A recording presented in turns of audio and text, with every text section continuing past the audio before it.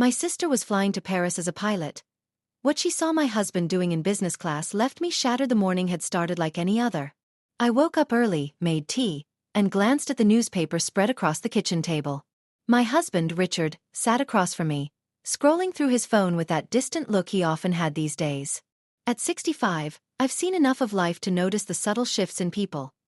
Their moods, their habits, the way they avoid your eyes when something weighs on them. Richard claimed he was flying to Paris for an important business conference. He had mentioned it a week earlier, in that casual tone he used whenever he wanted me to believe something without asking too many questions. I didn't press him. After 4 decades of marriage, I had learned when to stay quiet. But in the back of my mind, a small persistent whisper kept asking, why Paris and why now? My younger sister, Anna, had chosen a very different life from mine. While I stayed close to home, building a family, she had chased her dream of becoming a pilot. Years of dedication and sacrifice had finally paid off. She was now one of the most respected female pilots in her airline, and she wore her profession with a quiet pride that always inspired me. Anna was scheduled to fly to Paris that same week, though neither of us thought much of it at first. After all, how often does life cross 2 paths in the same sky? But life has its way of revealing truths when you least expect it. I remember standing by the sink, rinsing dishes, when my phone buzzed. It was Anna. Her voice was steady, but beneath it, I sensed a storm. Susan, she said softly, I need to tell you something. I was on a flight this morning to Paris. Richard was on board. He wasn't alone. For a moment, I couldn't breathe. The clatter of the dish slipping from my hands into the sink echoed through the kitchen. My heart raced, but my mind refused to process her words. What do you mean? I whispered, gripping the edge of the counter for balance. Anna hesitated. He was sitting in business class. With a woman. They looked close, too close. Susan, I wouldn't tell you this if I wasn't sure. I closed my eyes, trying to picture it. Richard, the man who shared my mornings and evenings, leaning toward another woman on a luxury flight, laughing perhaps, or holding her hand when he thought no one was watching. The image stung sharper than any blade. That evening, I sat alone in the living room, the clock ticking louder than usual. My daughter, Emily, had called earlier, reminding me to rest, but I couldn't find peace. At 65, betrayal feels different. It isn't just about love lost. It's about the years, the sacrifices, the quiet moments of trust you thought were unbreakable. I thought back to when Richard and I first met. We were young, full of dreams, sitting on park benches late into the night, imagining the future we would build together. He promised me honesty. He promised me loyalty. I had given him my youth, my strength, and my unwavering faith. Was it all slipping away on a plane to Paris? When Anna returned from her trip, she came straight to my house. Her face told me everything before her words did. She described what she had seen, Richard leaning toward the woman, his hand brushing hers, the way they laughed quietly like 2 people sharing secrets. Anna's voice was calm, but her eyes held sorrow for me. I'm sorry, Susan, she whispered. I know this hurts. I nodded, my throat tight. Thank you for telling me. I needed to know. The following days felt like walking through fog. Richard called once from Paris, his voice cheerful, telling me about the meetings and how he missed me. I listened, saying little, my heart heavy with the weight of truth. He didn't know that his lie had already been exposed, not by me, but by fate. Nights were the hardest. I would lie awake, staring at the ceiling, replaying every moment of our marriage. The anniversaries, the family dinners, the quiet Sundays in the garden. Were they real, or had he always been capable of deception? At 65, time feels both precious and cruel. I couldn't stop wondering how many of those years had been mine alone, and how many he had shared, silently, with someone else. Emily visited one afternoon, bringing groceries and her warm smile. She noticed the silence in the house and the way my eyes seemed distant. Mom, is everything okay? She asked, placing her hand gently over mine. I wanted to tell her everything, to pour out the storm in my chest. But I couldn't, not yet. She had her own life, her own worries, and I wasn't ready to shatter her image of her father. Instead, I said softly, sometimes life gives us tests we never expected. I just need a little time. Emily squeezed my hand, her eyes searching mine, but she didn't press further. Later that night, Anna called again. "Have you spoken to him yet?" she asked. "No," I replied, my voice barely a whisper. "I don't know how." Anna sighed. "You deserve the truth, Susan. Don't let him hide behind lies." Her words echoed in my mind long after the call ended. I knew she was right. But facing Richard meant facing the possibility that everything I believed in was broken. The house felt emptier than ever as I walked through each room. The framed photographs on the walls seemed to watch me silently. Richard's smile in those pictures felt like a stranger's now. And yet, a part of me still longed for an explanation, some reason that could make sense of the senseless. When Richard finally returned from Paris, I watched him step through the door with his suitcase. He kissed my cheek lightly, as if nothing had changed. I studied his face, searching for cracks in the mask he wore. He spoke about the conference, about the people he met, about the city lights of Paris. His words flowed easily, but they felt rehearsed, like lines from a play. I wanted to scream, to confront him with what Anna had seen. But instead, I stood quietly, listening, my heart caught between anger and sorrow. Something inside me knew this wasn't the end of the story. It was only the beginning. I poured him tea and sat across from him at the kitchen table, just as we had so many mornings before. The silence between us grew heavier than the ticking clock. I wondered if he could feel it too, the distance, the unspoken truth lingering in the air. And as I sat there, I realized that this story was far from finished. The truth had only begun to unfold, and the choices ahead would decide not just my future, but the legacy of everything we had built together. I sat across from Richard that evening, watching him sip his tea as if everything was exactly as it had always been. His hands were steady, his eyes calm, his voice smooth. He spoke about the conference, about people he had met, about how the French were more punctual than he expected. Every word seemed carefully chosen, as though he were painting a picture for me to admire.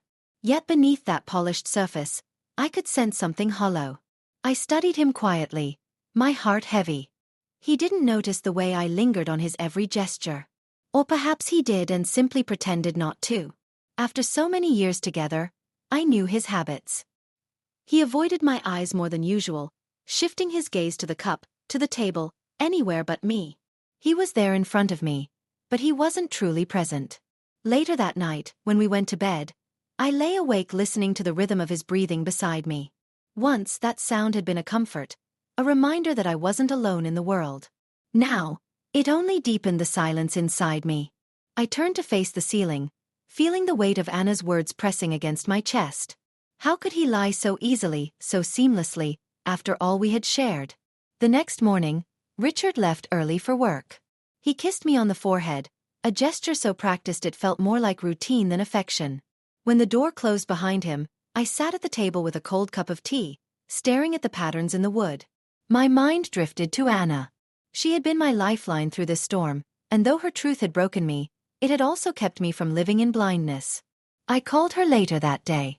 Her voice was warm, steady, like a hand holding mine across the distance. "Have you decided what you'll do?" she asked softly. "I don't know," I admitted. Part of me wants to demand answers, and part of me is terrified of what he might say. Anna paused before answering. "You've carried this marriage for 40 years, Susan. Don't carry it alone now. He owes you the truth, even if it hurts." Her words settled deep within me. I knew she was right, but courage is a strange thing. It doesn't come when you want it. It arrives in its own time, like a storm that builds quietly before breaking. That evening, Emily stopped by again. She was radiant, full of life, speaking about her work and the friends she had made. I tried to smile to match her energy, but she noticed the heaviness in my silence. "Mom," she said carefully, "you seem distracted. Is something wrong with Dad?" The question pierced me. Emily had always been close to her father. The thought of her learning the truth, of her heart breaking the way mine had, felt unbearable. "No," I said quickly, forcing a smile. "Just a little tired, that's all." She looked unconvinced, but she let it go. After she left, I sat in the quiet house, realizing how much I was hiding not just from Richard, but from my own daughter. Secrets have a way of spreading like shadows, touching everyone around them whether you want them to or not. That night, Richard returned later than usual. He smelled faintly of cologne, sharper than the one he normally wore. I noticed it instantly. He placed his briefcase on the table and smiled, that same easy smile he had worn when he walked through the door after Paris. "Long day," he said, loosening his tie. "I'm exhausted." I studied him, searching for cracks in the mask. "You must be," I murmured. "Paris must have been tiring too." For just a moment, his eyes flickered. Barely, but enough for me to see it. Then he nodded smoothly. "Yes, but worth it." The air between us thickened with unspoken words. I wanted to confront him right there, to tell him I knew. But my voice refused to rise. Instead, I busied myself with making dinner, my hands trembling as I chopped vegetables, my mind spinning with the weight of truth. The following days passed in a haze. Richard carried on as if nothing had changed, while I carried the secret of what Anna had seen. The distance between us grew, invisible yet undeniable. Every word he spoke felt rehearsed, every gesture calculated. It was as though he were building walls with each smile and each story. One afternoon, Anna visited again. We sat in the garden, the autumn air crisp around us. She watched me quietly before speaking. "You can't live like this forever, Susan," she said. "You'll break." "I know," I whispered. "But I don't know how to start. What if he denies it? What if he looks me in the eye and lies again?"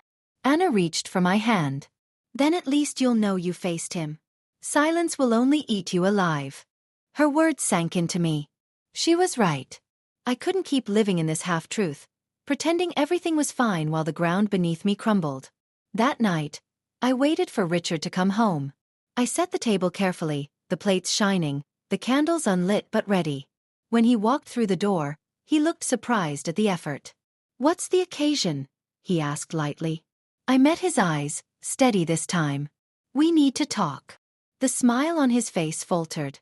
He hesitated, then nodded slowly. "All right." We sat across from each other, the silence heavy. My heart pounded, but I forced the words out. "Anna saw you in Paris. On the flight. She was the pilot. She saw you with another woman." The words hung in the air, sharp and undeniable. Richard froze, his eyes wide for just a second before he masked it with a practiced calm. But I had seen it. The crack in his composure. The truth he couldn't hide. He leaned back slowly, his voice measured. "Susan, you must be mistaken." "I'm not," I said firmly. "Anna isn't mistaken. She saw you." Silence stretched between us. Richard looked at me, his expression unreadable. For the first time in years, I couldn't tell what he was thinking. "Even if she saw me," he said finally, his voice low, "it's not what you think." My heart ached at the words. Half denial, half admission. The kind of statement that only deepens the wound. "What am I supposed to think, Richard?" I whispered. "After 40 years, what am I supposed to believe?" He didn't answer. His eyes dropped to the table, his hands clasped tightly together. The silence was louder than any confession. I felt tears burning in my eyes, but I held them back. This wasn't the end of the story. It couldn't be. Too much remained unsaid, too many truths left in the shadows. Richard's silence spoke volumes, yet it left me with more questions than answers. Later that night, after he had gone upstairs, I sat alone in the darkened living room. The clock ticked steadily, the sound almost mocking. I thought about the years behind me, the love we had built, the sacrifices I had made. Was it all unraveling now, or had it been unraveling long before I noticed? Emily's laughter echoed faintly in my memory, her faith in her father unshaken. How could I protect her from this storm, when I myself was drowning in it? And Anna, my loyal sister, how long could she carry my secrets along with her own burdens? The night stretched on, endless and heavy. I knew this was only the beginning of a truth that would demand to be faced, no matter how much I feared it. The answers were out there, waiting, and sooner or later I would have to decide whether to chase them or let them consume me. For now, the silence remained. And within that silence, the story continued to grow, unfinished, unresolved, waiting for the next chapter to unfold. The night after our conversation sat heavy in my chest. Richard had gone upstairs without saying much more, and I remained in the living room, staring at the faint glow of the lamp on the side table. My hands were folded tightly in my lap, as though I needed to hold myself together so I wouldn't fall apart. I could hear the faint creaks of the floorboards above me as Richard moved around our bedroom. The sound was once so familiar and comforting, but now it only sharpened my unease. I thought of the way he had responded to my words earlier, the way his denial was wrapped in half-truths. "It's not what you think," he had said. But what did that even mean? After 4 decades together, I deserved better than fragments. I didn't go upstairs that night. I lay on the couch instead, pulling a blanket over me. The ticking clock seemed louder in the quiet, each second pressing on my chest like a reminder of all the unanswered questions. Sleep came late and uneasy, broken by shadows of dreams that left me unsettled. The morning light seeped through the curtains, and when I opened my eyes, I realized Richard was already gone. His side of the bed, upstairs, would be neatly made as it always was when he left early. The routine was normal, but nothing felt normal anymore. I spent most of the morning pacing through the house. Each room felt like it carried memories of us, our first dinner in this home, birthdays celebrated, quiet evenings reading side by side. The photographs on the wall seemed to mock me now, Richard's smile frozen in time, untouched by the lies I was beginning to uncover. Later in the day, Anna stopped by. She walked in without knocking, as she often did, carrying a small box of pastries from my favorite bakery. She placed them on the table and studied my face. "You didn't sleep," she said quietly. I shook my head. "How could I?" "He didn't deny it, Anna." "Not really." "He just twisted it." Her expression tightened. "That's what people do when they're caught. They find ways to blur the truth. But you don't deserve blurred truths, Susan. You deserve honesty." I sat down at the table, my hands wrapping around a cup of tea I had barely touched. "Do you think I should tell Emily?" Anna hesitated. "Not yet. You need to be sure of everything before you bring her into this. She loves her father. You know how much it will hurt her." Her words cut deep, because I knew she was right. Protecting Emily had always been my instinct, even when she was grown. She was 35 now, with her own life, her own career, her own circle of friends. But to me, she was still the child I had once held close, shielding her from the storms of the world. This storm, though, was harder to shield her from, because it came from inside the home she trusted most. That evening, Richard returned at his usual time. I greeted him at the door, searching his face for signs of guilt or remorse. But his expression was calm, almost too calm, as though he had rehearsed it all day. "Long day?" I asked. "Very," he said, setting down his briefcase. "How about you?" I forced a small smile. "Quiet." He nodded, kissed my cheek, and moved past me into the living room. It felt as though he were playing his part in a play we both knew too well, except now I couldn't pretend to believe the script. As the days passed, the silence between us grew heavier. He would sit with me at dinner, talk about his day, ask about mine, but the words felt empty. Every time I looked at him, I saw the image Anna had painted, the man sitting in business class, leaning toward another woman, his hand brushing hers. That picture refused to leave me, and it poisoned every moment we shared. One afternoon, Emily called again. Her voice was cheerful, but I could sense the concern underneath. "Mom, you sound tired again. Are you sure you're all right?" "I'm fine, Emily," I said, though my voice betrayed me. She paused and then asked, "Is it Dad?" My breath caught.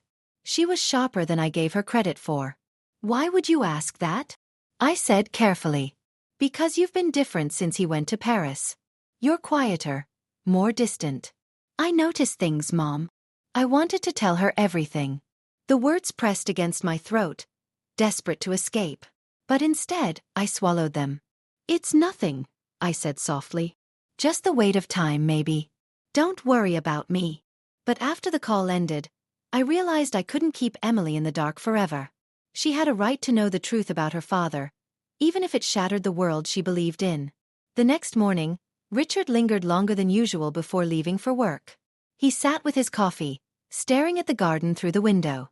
There was something in his expression, distant, thoughtful, that made me wonder if he, too, felt the weight of everything left unsaid. "Do you ever think about the past?" I asked quietly. He turned his head, meeting my eyes. "All the time." I studied him.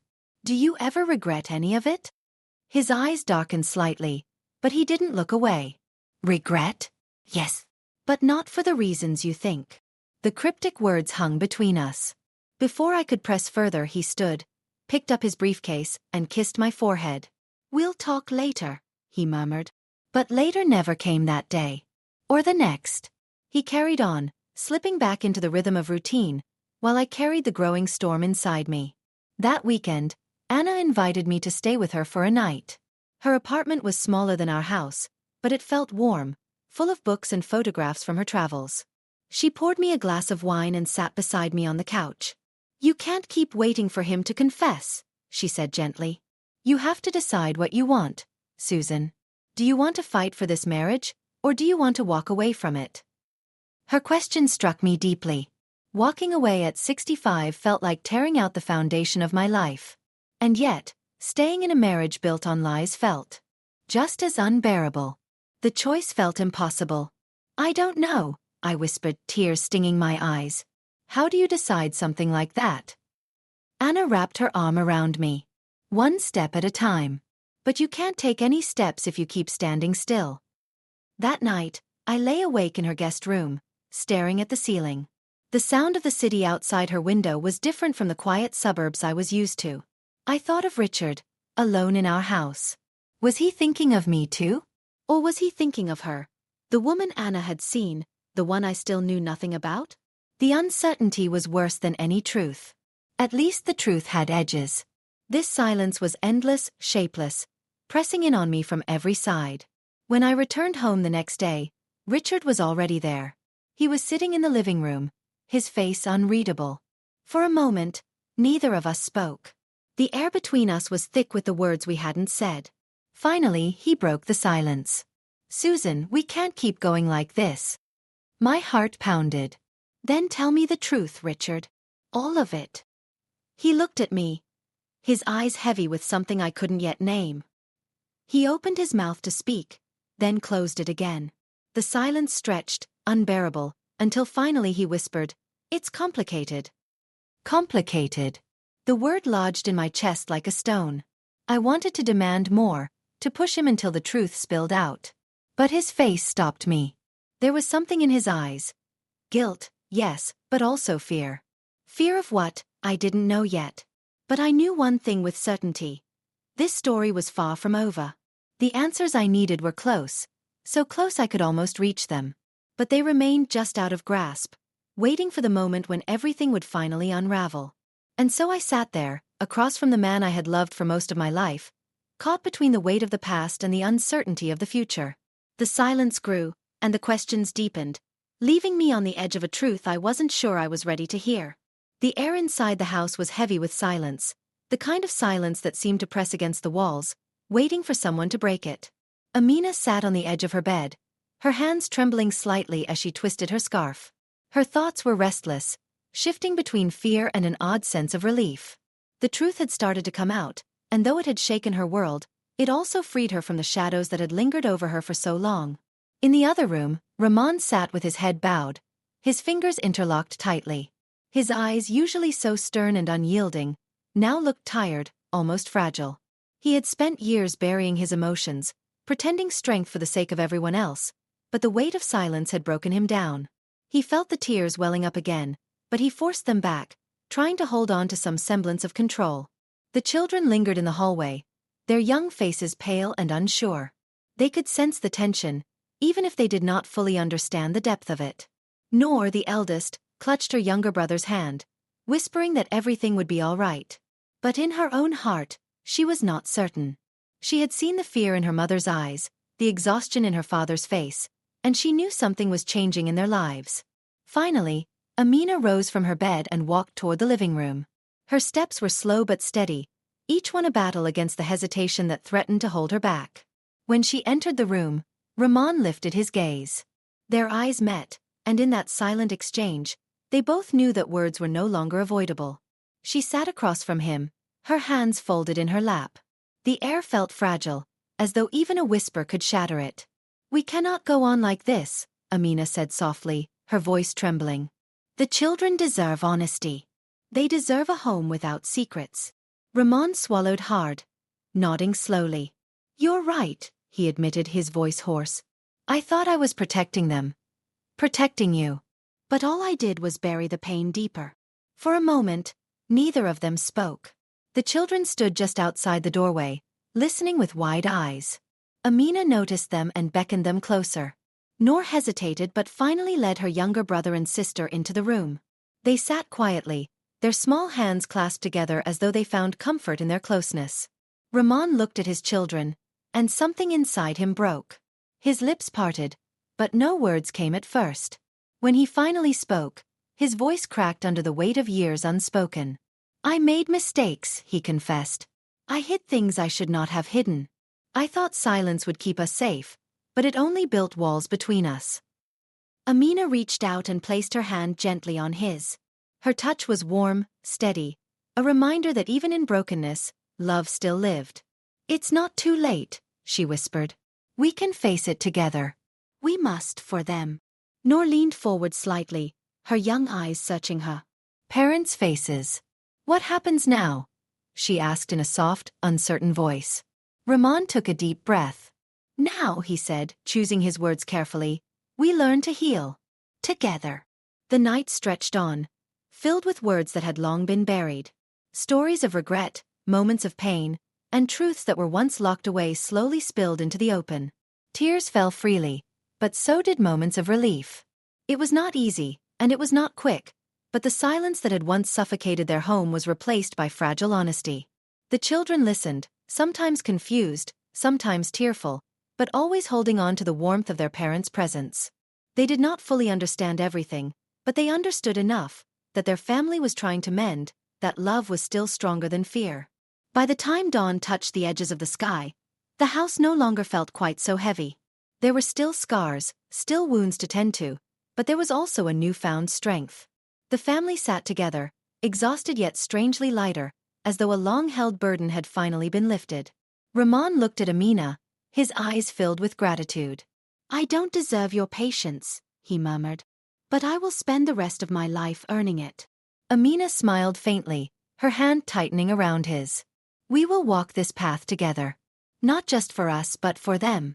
She glanced at the children, who leaned against each other, their eyes heavy with sleep.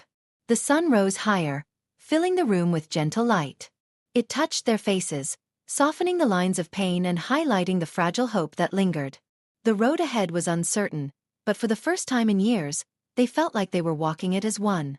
The children eventually drifted off to sleep, curled against each other on the couch. Rahman and Amina sat in silence, not the suffocating kind of silence they once feared, but a calm and peaceful one. It was the silence of understanding, of hearts slowly beginning to mend.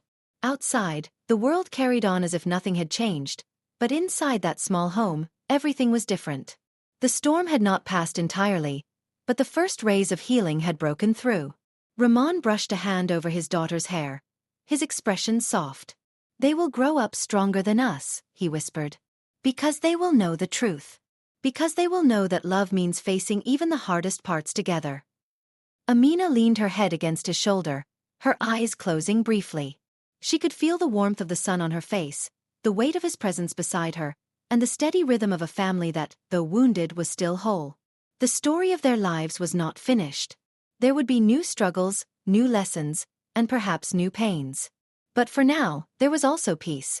A fragile but real peace that came from finally facing the truth. And as the day stretched forward, the family breathed together, ready to continue their journey. Not bound by silence anymore, but guided by love, honesty, and the promise of healing.